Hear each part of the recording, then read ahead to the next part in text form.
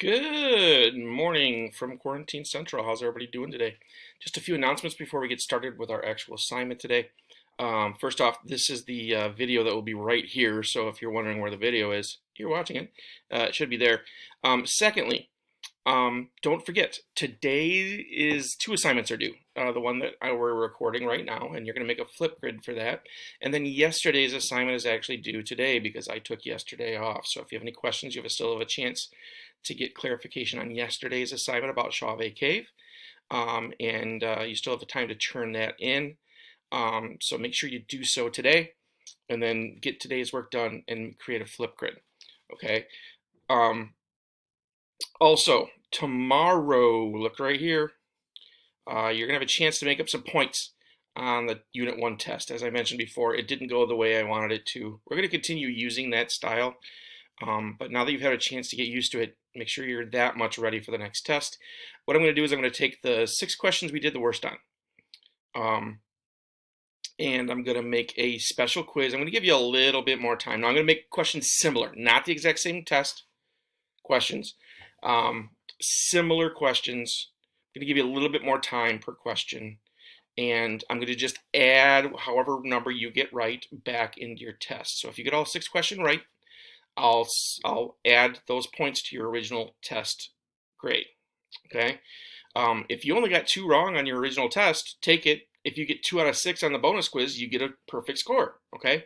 The bad news is if you got like 3 out of 18, you can only get up to 9 out of 18, but it's still better than nothing. So you can get up to 6 points back. We're gonna post that tomorrow between noon and 4. That's your only option. It's the only time to get it done. It's gonna take you like 2 minutes. So find 2 minutes between noon and 4 tomorrow. Study up, get ready, go in, take that 2-minute quiz, and then I'll take those points and I'll add them into your test grade. Okay. If you didn't take the original test, you might want to do that. You're going to get a 0, but you got to talk to me, and we got to make a time for you to do that, and we're going to do it live on a Zoom. So if you want to get those points and not get a 0, you need to send me an email or get with me about that. Okay. Next, today's assignment. So hopefully you can find these and print them out. It makes your life easier. Actually, you don't even really need to print them out, but it does make your life easier. This is going to be what you fill out as you watch the video today. I'm going to give you some time, or you can pause it to fill those out. Then what you're actually going to do is you're going to go to a Flipgrid. And as you can see in the assignment, the Flipgrid's already been posted. And you're just going to go into the Flipgrid, and you're going to read from, not read, but you're going to answer from here downwards. Okay? You do not have to give me the stuff up here because you're going to guess. You'll see that in a minute. But from here downward, you're going to go in, you're going to create a Flipgrid just telling me what your answers are to these. Minute and a half Flipgrid, and then you're done. So take some notes in here as you're watching the video and do the Flipgrid. It's just something a little bit more fun to do on a Thursday. So that is your assignment for today. In order to do that, though, let's go through the notes. So, if you want to print this out, print it out. Otherwise, have it handy and be ready to pause and answer these questions as we go. Okay? So here is the deal. The reason we study artifacts, and one of the main reasons those archaeologists and anthropologists want to learn as much as they can about artifacts is we can actually track where humans started and where they moved to by studying their artifacts. Because as humans move, they take their stuff with them, but they also take their techniques with them. So if we find a piece of pottery that was made the same way in 2 different areas 100 years apart, we know that those people moved. Like that group of people and their descendants were moving across the continent. So one of the main reasons we learn about artifacts is we can track the spread of humans across the 6 continents, not Antarctica, otherwise it'd be 7 continents. So what we've learned by tracking these artifacts, by tracking everything we can, is that the earliest humans we found are from this area in Africa, and they're called Nubian. So if you're a video gamer, not that type of noob, different type of noob. It's Anubia or Nubia. So This is the southern end of the part of the Nile River, okay? And these are different groups of people, and they're actually different types of human beings. So the modern human being is a Homo sapiens sapien, and that's the oranges here. But there were other types of human beings that were the same genetic makeup, but had evolved differently. The Ardipithecus and Australopithecus are in the area as well. They don't live over hundreds of thousands of years. They're not as capable of hunting and controlling the food source, and fire as the Homo sapiens sapiens are. So they die off, and the Homo sapiens sapiens become dominant and live.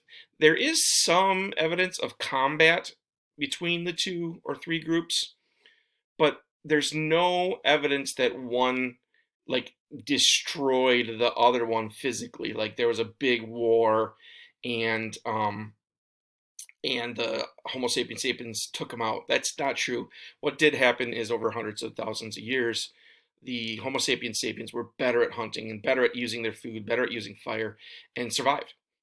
So from there, okay, we know that humans have spread out in the following pattern. Okay, so they started here, and we can watch those artifacts spread out to other parts of the world.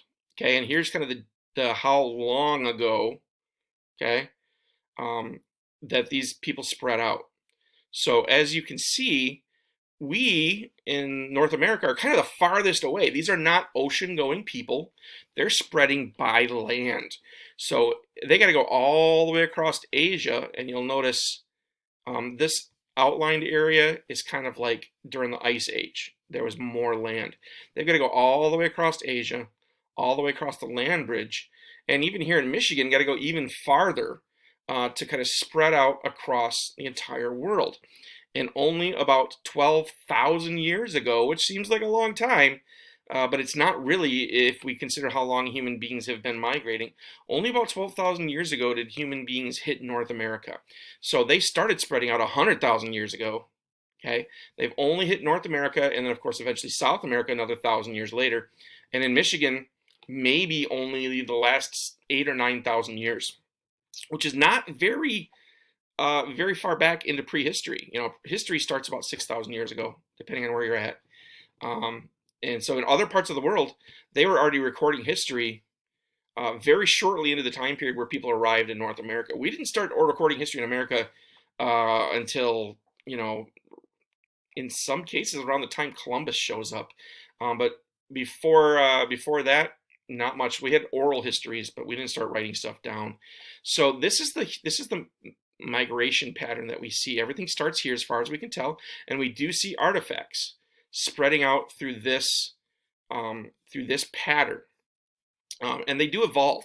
By the time the bowl makers get here, it's a very different type of bowl than was being made here, but that's because they evolved. So we see the same type of bowl evolve here, and that type of bowl moves to here, and then that type of bowl evolves, and it moves to here, and et cetera, until we get, you know, the descendant of the type of bowl that they made here. And that's the study of artifacts. That's what that gives us. So let's talk about the questions that you have on you guys' sheet today. Come on, come on, come on. There we go. All right, so let's talk about migration. Migration is the cause of humans spreading across all of the world. It is simply what caused us being in North America. So I want you on your own right now to guess at these three questions. And I'm going to give you a second to pause it. And again, you're not being graded on this at all, but I want to see if you can figure it out before I tell you what they are. Okay, and we'll show you illustrations. So take a second, pause it, and answer these three questions, and go.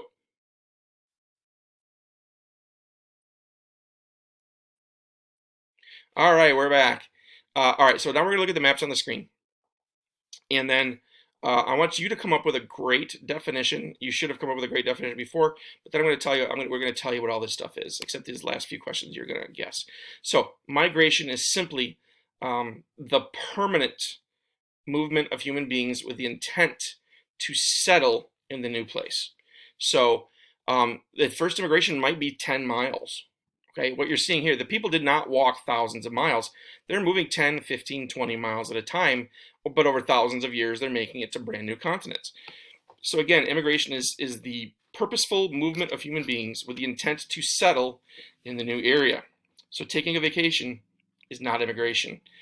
Going to the store is not immigration. If you go to the store and camp out in their back parking lot and live there, that's immigration. Also, it's a great way to get arrested. But so just moving around is not immigration. Moving with the intent to settle is immigration. Okay. So push and pull factors. A push factor is something terrible is happening where you are and you are running away from it. Okay. So maybe there's another local tribe, and for ancient man, a push factor would be another local group of people horning in on your resources. It might be a natural disaster. Okay. But as you see, we're not making it into the nasty parts of the world. We're sticking kind of close to the equator. We're sticking where food sources are abundant. We're not fighting the elements, and we're not crossing the ocean. So we're sticking close to food the whole time. So push factor is going to be something that ruins your food source. Okay, maybe it's a disease that killed all of the berries that you guys are hunting and gathering. Maybe it's the dying off of a herd. Okay, that you've been processing and using for food. So those are possible push factors for a Stone Age man. Pull factors are the concept that things aren't bad here, but things are better over there. Okay, things are better, over the bridge, as they say, the grass is always greener on the other side of the hill. Okay, so a pull factor for ancient man might be, hey, look, we found a great water source. Let's go live over there. Okay, or we found, this is the reason they're called caveman, if you can find a system of caves like Chauvet Cave to live in, that gave you warmth in the winter. If you lit a fire, that protected you from animals and other tribes. You could hide in there. So a cave system that you found might cause you to move. So a push factor is stuff is terrible here. Let's get out of here. A pull factor is things are great over there. Let's go over there. I mean, I can live here, but it's nicer over there. So if you look at this map, everything in the ancient mankind times, Stone Age times, is about food. Okay, you're getting pulled for food and protection. Okay, you find a water source, you find a food source, you find a protection source, and you move in that direction. Or your water source here died off or dried up. Your herd died off, so you moved because things are terrible here. Okay, so those are some possible push and pull factors for Stone Age man.